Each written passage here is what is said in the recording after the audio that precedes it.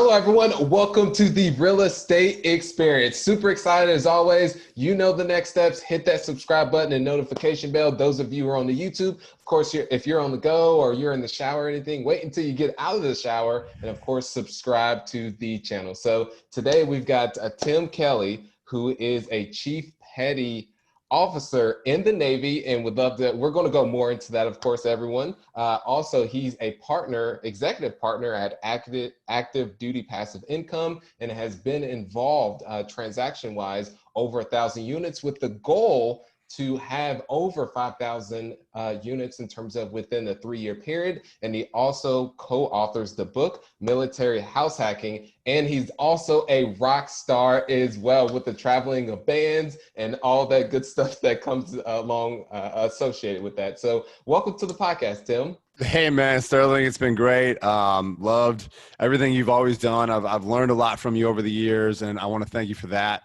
And so I'm just honored to have an opportunity to just have this conversation with you. And I know we're going to drop some gold nuggets. So let's dive in, man. Let's do this. Awesome. Let's roll right into it. And did, of course, want to thank you for your service first and foremost. And let's jump right into it. So, Tim, could you give the audience just your overall background, your 5% that's ultimately shaped you to where you are today? Yeah, absolutely. I mean, I joined the military right after I was 21. I was trying to figure myself out, figure out my life. I joined the military, and kind of along the way, I enjoyed it, just saw the world, made a bunch of great relationships.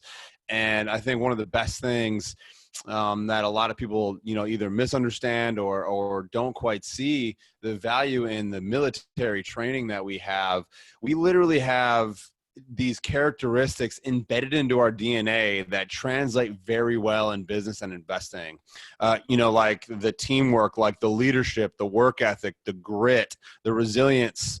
I mean, we have all these amazing, that we have to just deal with, and that we kind of along the way. And the longer you stay in, the stronger all these traits are.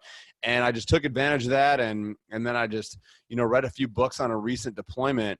And I just always had an interest in personal finance and building wealth. And I just kept seeing this repeating, hey, real estate investing is this, and so many people could do it. And so I got off that deployment. I just dove right into all kinds of books, discovered the whole world of podcasts, and just realized that anybody can do it. And I knew I could do it. And I kind of dove in and went straight for it, and consumed every book and podcast, and went to every meetup and conference that I was able to.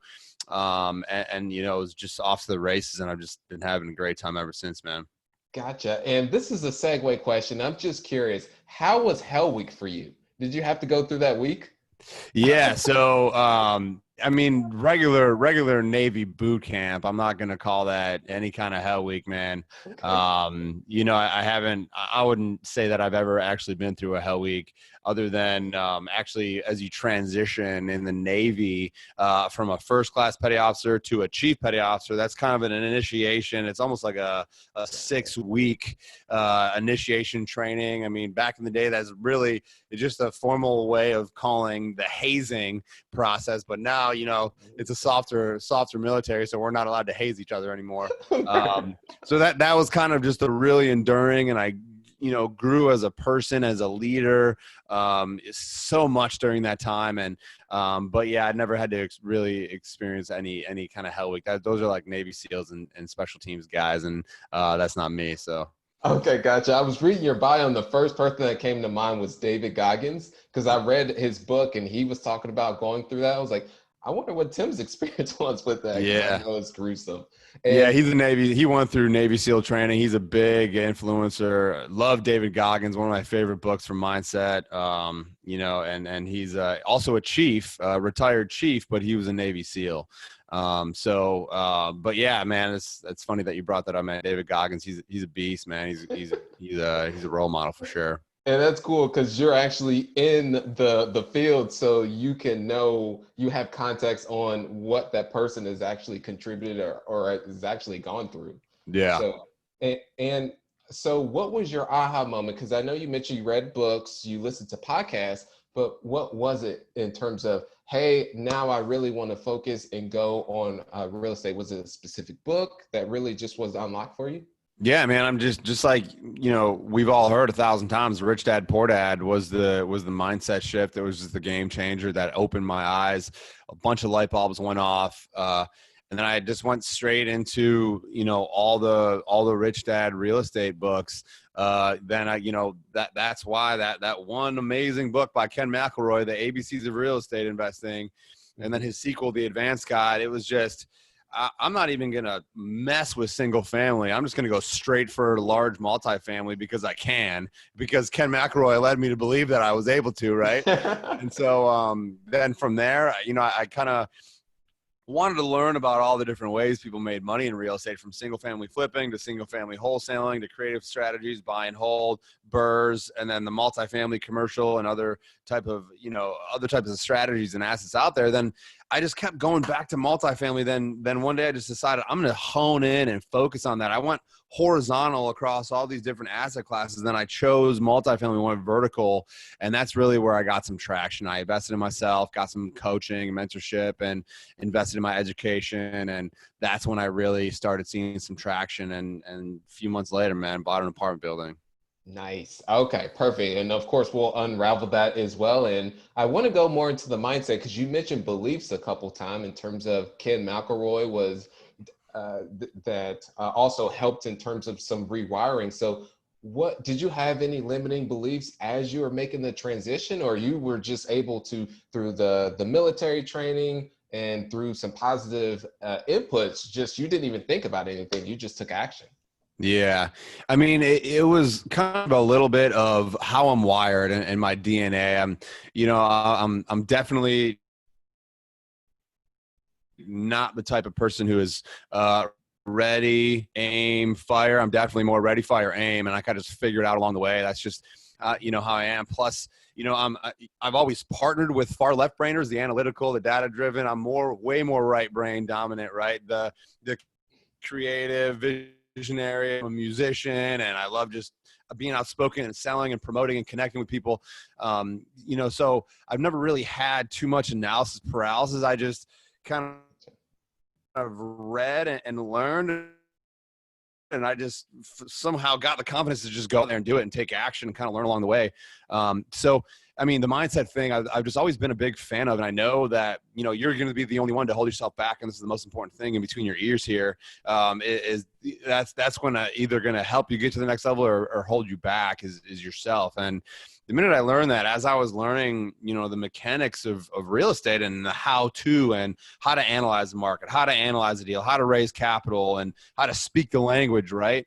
Because you got to have that how-to, you got to have that mechanical knowledge. I was also learning how successful people thought and how they spent their time and what they focused on and how they gave and the things that they invested in. And as I was learning about the mechanics of real estate, I was learning about just the success mindset. And I love mindset. I'm a huge fan about talking about all things mindset related. And just because it is really unfortunate that the scarcity mindset is abundant and the abundant mindset is scarce, right?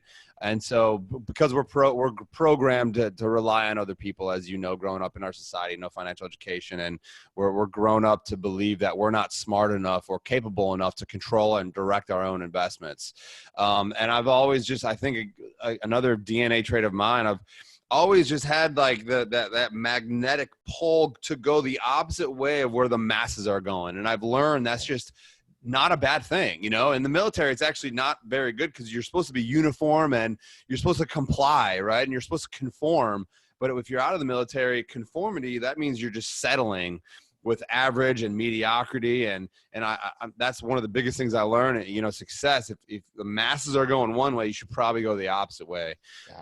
So I know I kind of went on some tangents there, but no, I really want to unpack that. So you mentioned, do you believe that stem somehow through childhood, whether that was, I wouldn't necessarily say trauma, or just how you were raised? Exactly what gave you that DNA to ultimately say, well, if everyone in my class, let's say elementary, is doing this, or once you got older and decide, well, I don't want to conform to society, I want to go this route? Was it Could you unpack that? Yeah, man, I wish I could say, well, it was this. This is, and I've been thinking about, dude, I've been thinking about that for many years. And it's, obviously my mom, amazing. She's, one of my heroes, and she raises a single parent. I have a brother who's 18 months younger, a sister who's 18 months older.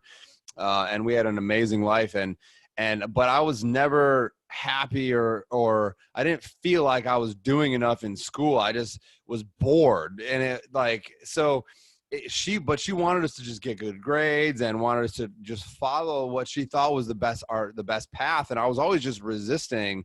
So I kind of feel bad for her. Like, she just had to deal with me. I'm like, no, I don't want to do that. Why do I have to do that? Were you the first one? Were you What's the that? first child? Were you the firstborn?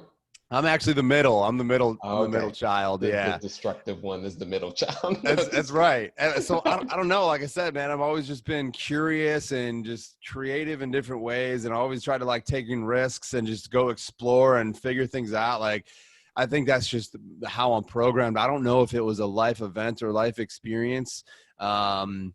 But I don't know. It could just be an accumulation of how I was raised and where I was raised and who I was surrounded by growing up. But I don't know, man.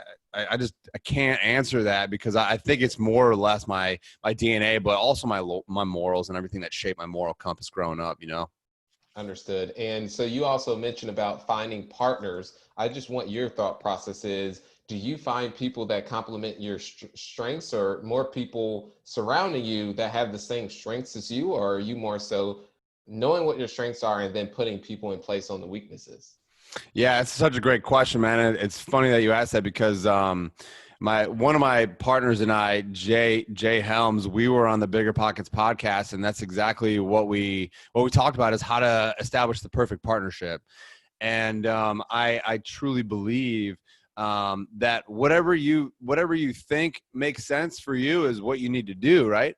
But for us, like I said before, I'm the right brainer. I'm the one that could connect with brokers, maybe source deals, find deals, raise capital, go promote, let people know what we're up to and what we're looking for. So would you say you're more of an extrovert in that sense? Absolutely. Absolutely. And just connecting with people, building relationships. And I'm not the analytical. I'm not the type of person who likes to sit in front of a computer and crunch numbers and data entry and spreadsheets and all exactly. that. Exactly. So and I didn't realize this until I kind of tried a couple partnerships that didn't work out. And then finally, this one that did work out, I realized that my partner was the analytical brain. He was the left brain. He enjoyed crunching the numbers. And so from this point forward, I realized that those are my weaknesses, things I don't enjoy doing, things that I'm not good at. I'm not willing to even try to get good at. I would rather do the other stuff that I'm great at and that I enjoy doing. And so all my partners since that point have always been the highly analytical left brainer, number crunchers. They're the underwriters. They're the ones who are more the detail oriented. And that's just for me, that's formed the perfect partnership, is a far left brain and a far right brain, or someone that has like more predominant left, more predominant right. A lot of kind of high level CEOs and a lot of very smart and successful people have like a very nice blend of left and right brain. They have that analytical, but they're able to go speak and build partnerships and sell and stuff. I have some left brain, but I'm not predominantly left brain at all. I'm just definitely way farther right brain. So to answer your question, I think that you should figure out what it takes to get a deal done, all the roles that have to take place to successfully close and operate a deal. Figure out how you fit into that based on a lot of times the strength, the skills you already have or what you're willing to learn, and see what's left and go let people know what you could bring to the table, be interested in them, and figure out who could fill those gaps so you can create that team, that partnership. Got it. And I wish I had one of those bombs button, not like a literal bomb, of course, but just makes the noise, and it just, because you guys want to go back and of course replay that. So for you, Tim, how they're in the position, they know what their skill sets are and they're knowledgeable, self-aware. How do they go and find that person from a tactical standpoint? Yeah. I mean, there's really no secret. This is going to be stuff that people have heard. I'm going to drive it home to make sure that it's, you guys know this is what worked for me. This is what I know has worked for a lot of people. And keeping this in mind, one of my mentors told me a long time ago, stuck with me for a long time, it's a little bit about what you know. It's more about who you know, but it's even more about who knows you. Right. So if you're not getting out there and connecting with other people and then letting them know what you could bring to the table while you're interested in what they have going on, what their goals are and what they could bring to the table, it's going to be really tough to really get to the next level, especially when you're first starting out. So those are as simple as your local RIAs, your meetups that are in the area. Obviously with COVID, sure, it's an excuse. There's too many virtual meetups to make an excuse right now. Go connect with other people that, obviously you've heard, go find like-hearted and like-minded people, and going to these meetups, you're putting yourself in that environment. Like, sometimes it's hard when we're wandering around, especially if we're a W-2 employee. A lot of people around us don't have that same mindset and vision and ambitions, right, to go change the world and get thousands of units to help people with housing and provide returns for capital investors. But you put yourself in the environments like the conferences and the meetups and the RIAs. It's that simple. You put yourself in those right places. But the key to understand, I usually have, 4 key successful kind of steps to those events is, number one, you have to, make sure that you have an elevator pitch, 15 to 20 second. When you're interested in other people, just getting their goals and what they have going on, they're going to ask you, well, what do you have going on? Who are you? What do you do? Just a very clear and concise, and within 15 or 20 seconds, this is who I am. This is what I do. This is what I could provide, and this is what I'm looking for. Very clear, Barney style, and I'm telling you, that's game changing. And I want to go into that because I love that you mentioned about providing value. That's the sense and that's how I was able to form my first partnership. Was I started working for my mentor for completely free, and it was all value. And in exchange, I was able to take down that first deal with no money out of pocket. But I love how you go into being of value to that individual and see how you could be of help to them. No, 100%, man. I mean, that's such a great point too. It's, well, where do I find this mentor? I'm telling you, these places that we're talking about right now, the RIAs, the meetups. If there's not a meetup in your area, freaking start one. Don't be afraid. You don't need to have, figure it out. 100 doors or more, and all this experience to start a meetup. All you're doing is bringing people together, but you'll automatically be seen as the authority if you do that. That's how you attract money. That's how you attract partners. That's how people just will start looking up to you just because you're willing to organize a group of people in a venue just to talk about things that you all like talking about anyway. Exactly. So, have that crystal clear elevator pitch and that's when people start taking you seriously. That's when the brokers are going to be able to separate the people who know what they're talking about, know what they're looking for, versus those who say, yeah, I'm a real estate investor and I invest in multifamily. All right, well, what else? Well, I'm not really sure yet what, market or what criteria, but I'm a multifamily investor. But if you're very clear and concise, the more detailed you could be, the better.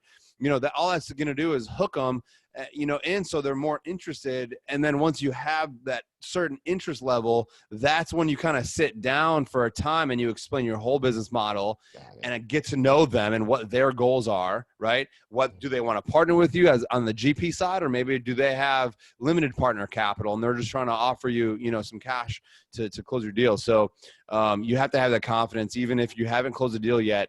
My partners and I, you have a team behind you. This is what I do. You got to convince yourself that you are a multifamily investor, because if you can't convince yourself, you're never going to convince the other person that you're talking to, the brokers, the partners, the investors. And so hopefully that gives some clarity and helps out, man. That's what worked for me. For sure. Love it. And so with that how did it look in terms of, I believe your first multifamily property was a fourplex? And then it was transitioned to a larger? Yeah. I mean, I was always focused on the multifamily, but as soon as I got here to where I'm stationed right now in Pensacola, Florida, the month that I came here, I actually bought a fourplex just because I had to take advantage of the house hacking strategy. I used a 203K loan to buy a fourplex, and that turned out amazing. It's a very nicely cash flowing property in a great area. And then 6 months later is when we syndicated our first apartment complex. Okay. And what size was that apartment? Do you recall? Yeah, it was 42 units. Nice. And Yeah. what were the lessons that were learned on that deal? Oh man, I mean, your two biggest takeaways, knowing what you know now. These are things that well, let's actually start off how did you find the deal, and then also how did you structure it with investor partners? yeah. So I'm gonna kind of repeat myself a little bit. You know, that I found this because I connected with people the minute I got orders here to Pensacola. I was stationed in Virginia Beach. The minute I got orders, I used different platforms online to connect with investors here in Pensacola about 6 months before I even came here. So that's why the month that I got here, I was able to close on a fourplex, and then 6 months later, close on a 42 unit, like within the first 6 months of being here. So I did a bunch of groundwork, came back and forth, you know, met with some people, met with a couple agents and potential partners. And then so I let people know exactly what I was looking for. I am a multifamily investor. This is what I do, and this is what I can bring to the table. And then, you know, I started going to the RIAs locally here, and at our RIA is amazing. The president allows you to get up and literally do a 30-second commercial for yourself. You could promote anything you want. You can just get up to the front of the room, grab the microphone, and you have 30 seconds to just say whatever you want, right? So And every you single didn't do month, any music? Have your band come up? Nah, with yeah. 30 seconds? I should have, right? That would probably resonate with more people, and not, you know, allow them not to forget who Tim Kelly was, right? But that's what I did. I mean, every single month, even it was a lot of the same people. I constantly was saying, you know, my name is Tim. I invest in multifamily. This is what I'm looking for. This is what we do. And, you know, then, you know, couple short months later, we connected with brokers, and they started taking us seriously because I had the education, I had the knowledge, I was able to speak the language of multifamily. And then brokers started taking us seriously, and I found my partner Jay, and him and I were kind of just looking at deals together and analyzing deals. Then we found another partner that had access to capital. And I'm telling you, almost 100% of the capital that we used to close our first syndication came straight from the local RIA. Really? Yeah. I mean, nice. That is where it starts. The power of your RIA is amazing. I mean, every single market is different, and Pensacola does not have a huge RIA.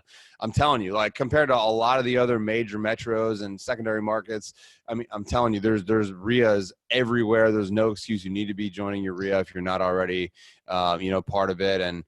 And that's kind of what happened. And we learned that's what it took, because we didn't really have access to capital, but we knew what we were doing.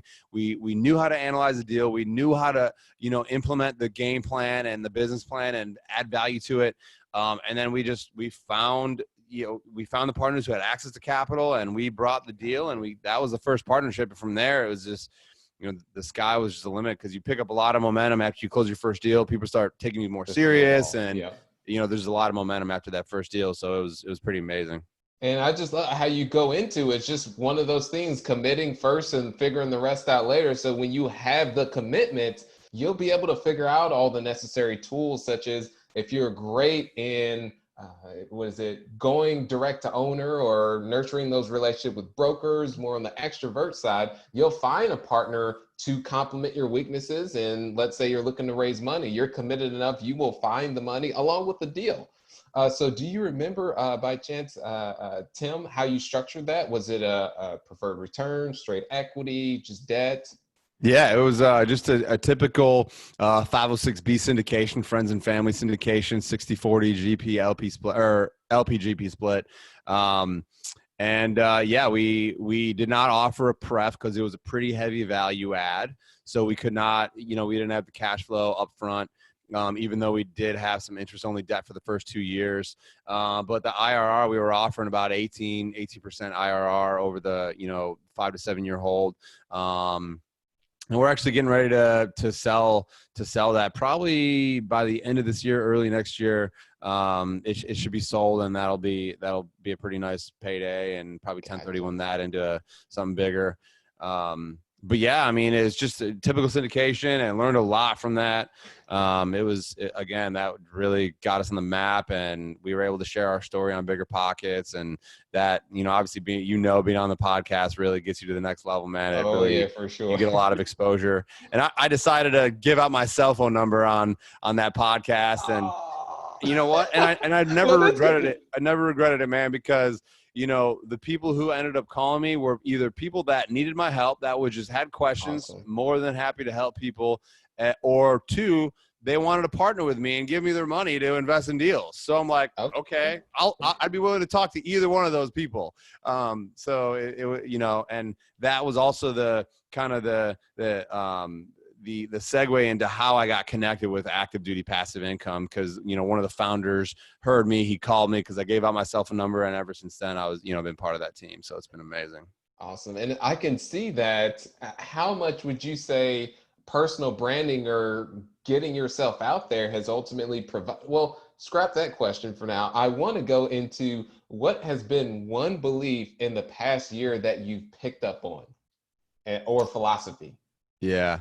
A belief or a philosophy. I would just say, excuses are just lies that you're telling yourself. And I think that's really what separates the successful people from those who just struggle, can't get traction.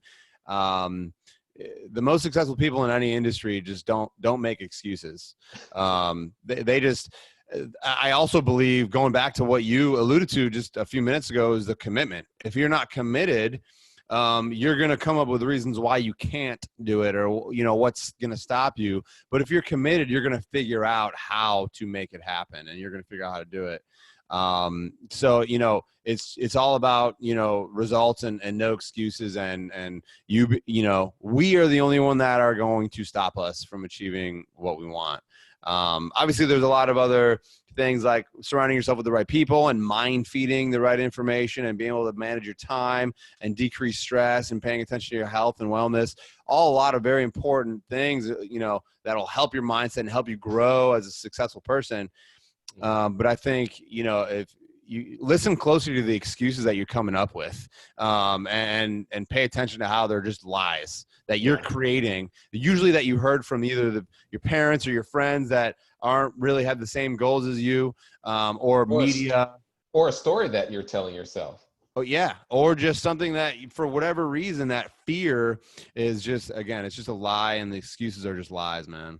Got it. Okay. All right, Tim. Love the bombs that you're dropping. Let's go ahead. We're going to jump into the rapid fire sharing round. What is one absurd habit or thing that you love doing? That's what this is another one of those questions. I was like, absurd habit. Like, for me, there's not a whole lot that I do that I think is absurd. I probably wouldn't do it if I thought it was, but there's probably a lot that I do that. Mine is bird watching. Not many people would be like, you bird watch? I really enjoy bird watching. yeah.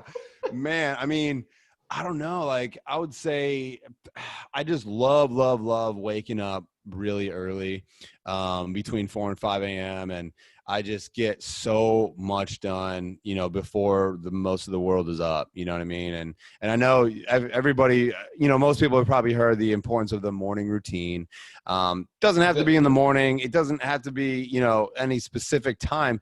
It's just time for you to reflect, to critical think. And during that time, I use that time to pray, talk to God, think about all the things I'm grateful for. But mostly ask myself, a few different questions. Number one is, how could I make my business or life better, faster, more efficient today?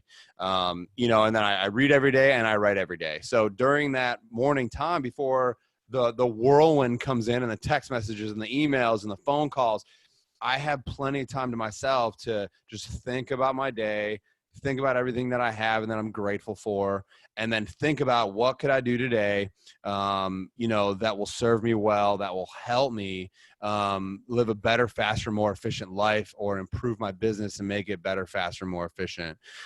So I just love waking up early, man, and just cranking out all kinds of productivity before anybody's even awake. Love it. And the kicker here, where it's not so much a kicker, but Tim's already prepared for this question. what is a recent purchase or a gift of under $100 that has been most impactful for you in the past year, or we can say 5 years? Yeah. I mean, that took me a little bit of time. At first I was like, probably a book. There's been dozens of books that I've paid, $10 or less for that have been just life-changing and revolutionary.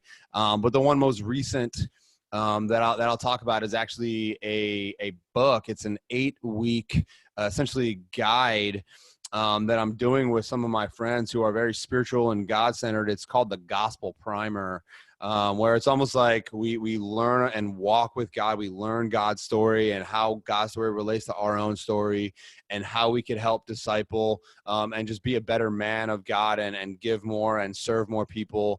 And that's what I've been doing. And actually, this week was week 8. So for the last 8 weeks, last 7 weeks, we've been going through it. And after that is after we're done, we're doing like a retreat where we're going like bike packing for a weekend in the Alabama mountains, and it's just going to be a lot of fun. Just time to reflect and think about what we learned, and just be a better man of God for our family, for our community, and for the Lord God, man.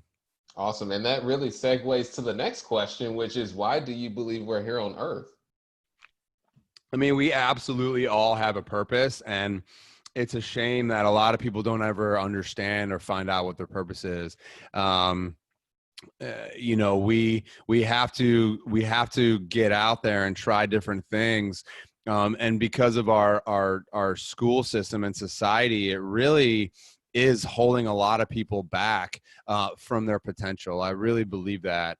And so, if you conform to what we've been told that have been, this most successful track for the last 20, 30 years is go to school and do the best you possibly can, just so you can get into the best university you can, so you can get the best job you can. And you're kind of you're very constricted and, restricted. Whereas if you're willing to just start some side hustles and explore different things, you might not ever realize, wow, this is really interesting to me. I love doing this. I got really good at it, and now I could help other people in some way and serve more people. Because the most successful people on the planet are able to give more and add more value to more people and make a larger dent. And that's why they receive more abundance. They give more in value, and they receive more in abundance. But when you're limited inside of a corporation or a government entity or structure, you're very limited to what you can do, and your income is capped, and your abilities are capped, and you're not able to express yourself. My purpose is to help other military members achieve financial freedom. And that's exactly what we're doing in Active Duty Passive Income. And I want to go, help as many veterans, past or present, as possible, get through this amazing journey that I've been going through. And now I'm able to separate from the military because of real estate, and it's just been amazing. I wake up and figure out ways to help more people do that. So awesome. Love that. Starting the day off on the right foot and living purpose driven. So where can people find you, Tim? Yeah, man, I'm very active on a bunch of different platforms. And I'm going to say LinkedIn first, because LinkedIn is, people underestimate the power of LinkedIn, man. The algorithm's a lot more simple to figure out. All you got to do is engage in it with other people, and it's insane. Imagine Facebook without all the noise and ads and crazy memes and gossiping. It's a memes platform. Are hilarious sometimes, though. Yeah, of course. I mean, that's your entertainment. You got to have that ratio of education and growth to entertainment. That 80-20 for your free time. That's one of the rules that I live by, is your 80-20 E to E ratio. So during your entertainment time, that 20% of your free time, you got to go just let yourself either Netflix and chill or aimlessly scroll through Facebook, whatever you want to do. But LinkedIn at the Timothy Kelly, very active on LinkedIn, and then Instagram at the Timothy Kelly. And then of course, Facebook, come find me, Tim Kelly. And, Active Duty Passive Income is a platform. Again, it's just an amazing platform. If you're a past or present veteran, and you're interested in real estate, or you already are in real estate, you got to come check us out. A lot of great free resources. A best-selling book is free right now. We have a podcast. We've interviewed Grant Cardone, Robert Kiyosaki, Garrett Sutton, Tommy, like all these amazing people. And it's just vets helping vets. And, so I'm very active inside that platform as well. Awesome. Well, thanks for joining the podcast, Tim. And as mentioned, everyone, those of you on the YouTube, hit that subscribe button. And if there's any way I could be of value to you, don't ever hesitate to slide into the DM. No Netflix and chill for me, of course. But, well, nothing wrong with that. But yeah, so thanks again for joining, Tim. Yeah, man, anytime. It was a pleasure, Sterling. Thanks.